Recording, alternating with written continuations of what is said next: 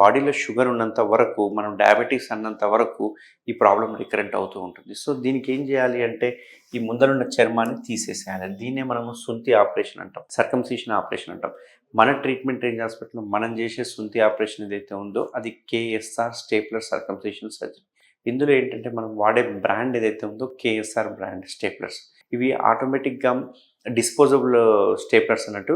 ఇవి ఆటోమేటిక్‌గా మనం కట్ చేసిన వెంటనే ఫైర్ అయిపోతాయి. అంటే స్టేప్లర్స్ అనేవి ఫైర్ అయిపోతాయి. సో, ఇక్కడ ఎటువంటి కోత, కుట్లు ఉండవు. జస్ట్ మనం పిన్స్ కొట్టే మెథడ్ అన్నట్టు. ఈ పిన్స్ కొట్టే మెథడ్ వల్ల అడ్వాంటేజ్ ఏమవుతుందంటే ఎటువంటి పెయిన్ ఉండదు. ఎటువంటి బెడ్ రెస్ట్ అవసరం లేదు. ఎటువంటి డ్రెస్సింగ్ అవసరం లేదు. సో, ఇవి అడ్వాంటేజెస్ ఉంటాయి. అంతేకాకుండా ఇంకొకటి ఏంటంటే మళ్ళీ రెస్ట్ తీసుకోవాల్సిన అవసరం లేదు. మళ్ళీ సూచరీ మోడ్‌కి రావాల్సిన అవసరం లేదు. ఆ పిన్స్ ఆటోమేటిక్‌గా 10-12 డేస్‌లో ఆటోమేటిక్‌గా పడిపోతాయి అన్నట్టు. సో, మనం చేయకూడని పనులు ఈ 10-12 డేస్ ఏంటి అంటే, ఎటువంటి పరిస్థితుల్లో అంగస్తమన కాకుండా చూసుకోవాలి.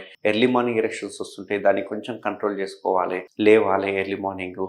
అండ్ 1 మంత్ వరకు ఇంటర్‌కోర్స్ చేయకూడదు. అండ్ మోస్ట్ ఇంపార్టెంట్, యూజువల్‌గా నేను అందరి పేషెంట్స్‌కి చెప్పేది ఏంటి అంటే, పోస్ట్ ఆప్ ఏదైతే ఉందో, సర్జరీ అయిన వెంటనే మీరు చేతులు పెట్టి శుభ్రంగా పిన్స్ మీద నీళ్లు పోసి సబ్బు నీళ్ళతో కడగాలి.